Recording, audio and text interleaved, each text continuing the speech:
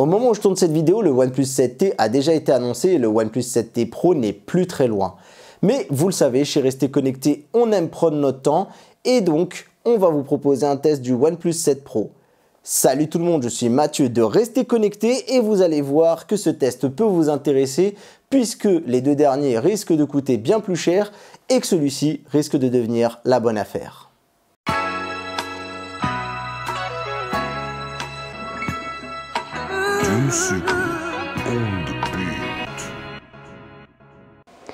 Mon premier contact avec le OnePlus 7 Pro, c'était lors d'une soirée de lancement en France en juin dernier.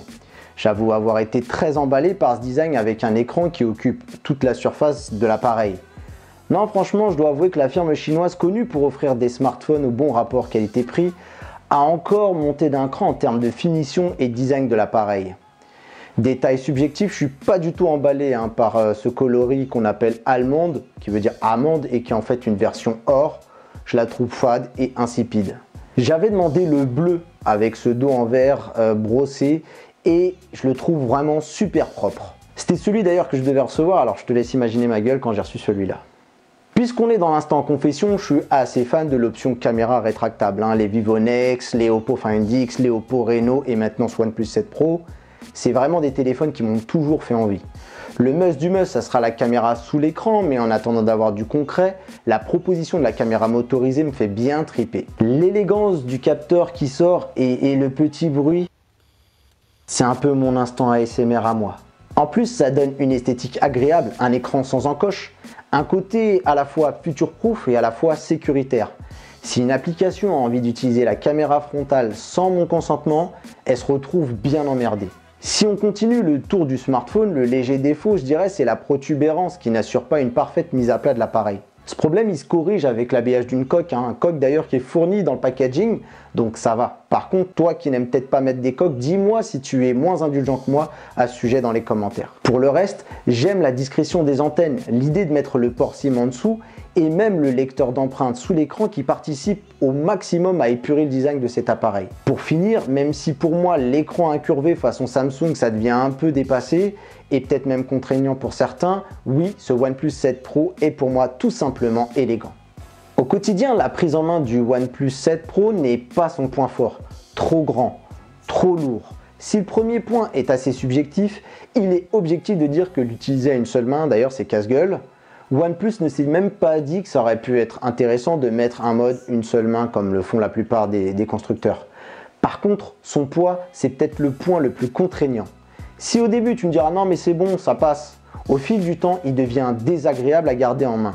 Franchement, j'ai eu le Black Shark 2 juste avant et il faisait sensiblement le même poids, mais j'ai pas l'impression d'avoir le même ressenti avec celui-ci. Je pense d'ailleurs que cette sensation vient d'une mauvaise répartition du poids sur ce OnePlus 7 Pro.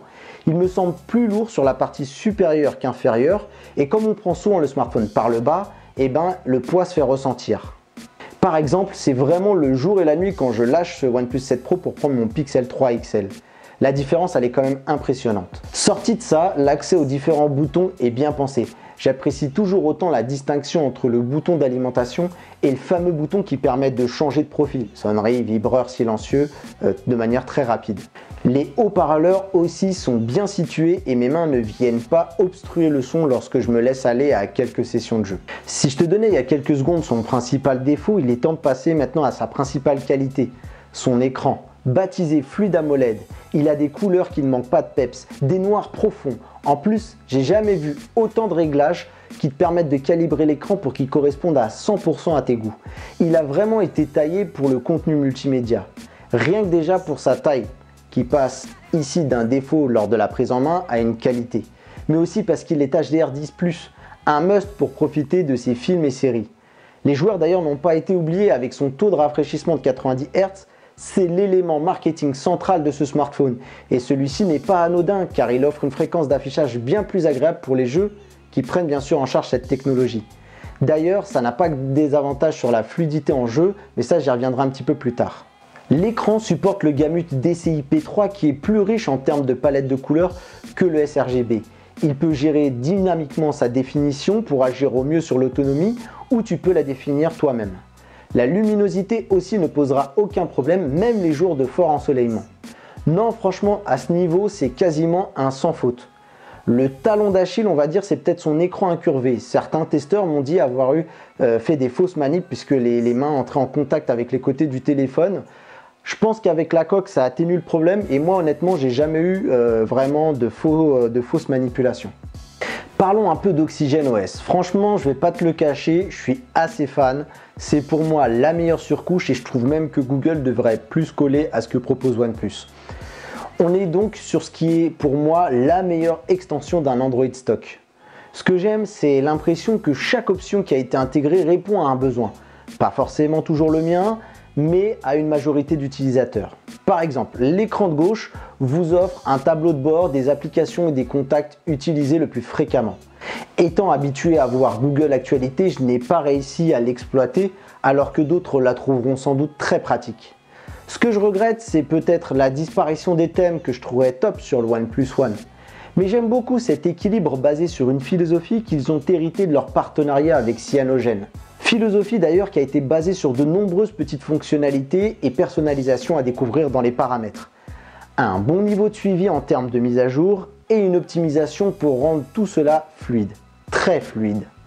L'écran 90 Hz contribue d'ailleurs à cette fluidité. Toutes les animations sont encore plus réactives et s'enchaînent de manière naturelle. C'est pour ça qu'il est difficile de changer l'affichage en 60 Hz ou même de revenir à un smartphone qui n'est pas équipé de ce type d'écran. Ce OnePlus 7 Pro, avec cette technologie, c'est vraiment une idée lumineuse qui lui donne une killer feature par rapport à des cadors comme Samsung, Xiaomi ou même Apple. Pour les performances, au vu de la fiche technique, lancer des applications lourdes ou les plus gros titres du moment, ce n'est qu'une simple formalité. Le plus important dans ce test, c'est de trouver des jeux qui tireront parti du 90 Hz. Ils ne sont pas nombreux, mais je parie que l'avenir leur donnera raison. Le lecteur d'empreintes fonctionne plutôt bien, mais il m'a très vite saoulé. Il est trop tatillon, il pardonne pas beaucoup les erreurs de placement du doigt. Du coup, je me suis rabattu sur la reconnaissance faciale parce que déjà, ça refait ressortir ce petit capteur avant avec ce petit bruit qui me fait toujours autant kiffer. Et en plus, je le trouve suffisamment rapide pour le déverrouiller. Après, ce point, c'est vraiment à l'appréciation de chacun. Certains trouveront ça trop long, donc je vais vous laisser juger. Par contre, cette reconnaissance faciale, elle a régressé dans le noir. Là où sur le OnePlus 6, elle fonctionnait super bien, ici, elle est inutilisable. Mais vraiment, je ne comprends pas pourquoi OnePlus, tu n'as pas remis un simple éclairage avec une luminosité forte du visage afin d'aider à déverrouiller dans les moments d'obscurité en fait. Et pour ça, franchement, je t'avoue, je sors le carton rouge. Au niveau de l'autonomie, le OnePlus 7 Pro, c'est pas mal. Vu le gabarit, on aurait pu s'attendre à une très grosse batterie, mais franchement, avec le poids qu'il fait, valait mieux pas miser plus. Concernant mon utilisation, pour un usage modéré, j'arrive à tenir un peu plus d'une journée et demie, je suis assez à l'aise, j'arrive vers 15-16 heures. Et une utilisation vraiment très intensive, attends-toi vers 23 heures à commencer à repérer où sont les prises.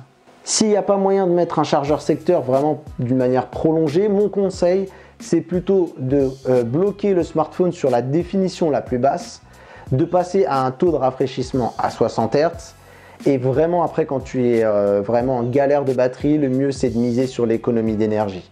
Pour résumer, je dirais que l'autonomie elle est bonne mais qu'il y a des prétendants bien meilleurs sur ce point. Par contre, là où le constructeur fait très fort, c'est sur sa recharge rapide qui permet de récupérer environ 60% en 30 minutes. Vraiment le wrap charge, là, la technologie elle est très bonne. Et j'ai constaté quand même que cette recharge rapide, elle ralentit une fois passé les 30 minutes. Et en gros, avec un chargeur de 30 watts fourni dans la boîte, il faut espérer attendre 1 heure, on va dire, pour que le téléphone soit complètement chargé. Alors, j'ai lâché mon Pixel 3 XL pour ce OnePlus 7 Pro. Et j'avoue que c'était la partie qui était le plus compliquée. Je lâche l'excellent photophone qu'est le Google Pixel 3 XL. Et je sais que OnePlus, sans être mauvais en photo, c'est clairement pas son point fort. Après, l'idée d'avoir un smartphone qui m'offre en plus un zoom x3 optique et un ultra grand angle de 117 degrés, ça me bottait franchement. Dans les faits, le triple capteur souffre d'une différence de traitement des couleurs. Si tu prends une photo avec le capteur principal et que tu prends cette même photo avec le zoom ou l'ultra grand angle, tu vas avoir des résultats différents. Regardez comment ça se voit sur cet exemple. La photo elle a été prise avec le capteur principal, le 48 mégapixels de chez Sony qui tire beaucoup plus vers le bleu. C'est quelque chose qui n'est peut-être pas perceptible au premier abord sur le smartphone, mais quand tu fais des comparatifs ici avec l'ultra grand angle, le traitement des couleurs est vachement différent. C'est notre but de mettre en avant ce genre de problème. En vrai, pour le commun des mortels, il n'y a rien de dramatique. Ça va surtout heurter les testeurs ou les amateurs de photos, que tu es peut-être. Par contre, le vrai problème selon moi, et ça quel que soit ton niveau dans la photo, c'est la lenteur du déclenchement. Du coup, il n'est pas rare, en tout cas ça m'est arrivé, de constater des petits ratés, des flous qui sont très minimes, hein, mais tu les vois surtout quand tu regardes tes photos sur un PC. C'est pas catastrophique, mais pour moi c'est clairement le point que OnePlus doit tenter de corriger ou tenter de réduire au maximum la latence de la prise de la photo. Le mode portrait, il n'est pas mauvais, même s'il peut y avoir quelques ratés dans des situations un petit peu compliquées de détourage. Au niveau du capteur avant, les selfies ils sont bons et même le mode portrait, il se débrouille plutôt bien. Après, avec une ouverture en f2.0, les selfies en basse luminosité, ils sont clairement pas à recommander. Concernant la vidéo, on est capable de filmer en 4K à 60 images par seconde, malheureusement avec une limitation encore de 5 minutes et sans limitation à 30 images par seconde. Le rendu est convaincant, mais les couleurs sont un peu trop saturées, ce qui plaira à certains et déplaira à d'autres. Le ralenti, il est plutôt sympa, même si je vous recommanderais peut-être plus de faire un 720p à 480 images par seconde, qui donnera un effet un peu plus ralenti, plus waouh. Pour conclure, je dirais que les résultats ils sont quand même vraiment assez encourageants, hein, qu'on est bien sur un téléphone haut de gamme, mais c'est quand même là où OnePlus reste en dessous des ténors du marché que sont Huawei, Samsung et Apple. Le OnePlus 7 Pro possède d'incroyables atouts. Il est élégant, puissant, avec un écran qui à lui seul peut justifier l'engouement autour du produit. Le problème, c'est qu'il n'est pas parfait. Il mériterait un format un peu plus compact et surtout moins lourd. Je n'ai pas toujours été très tendre hein, dans ce test.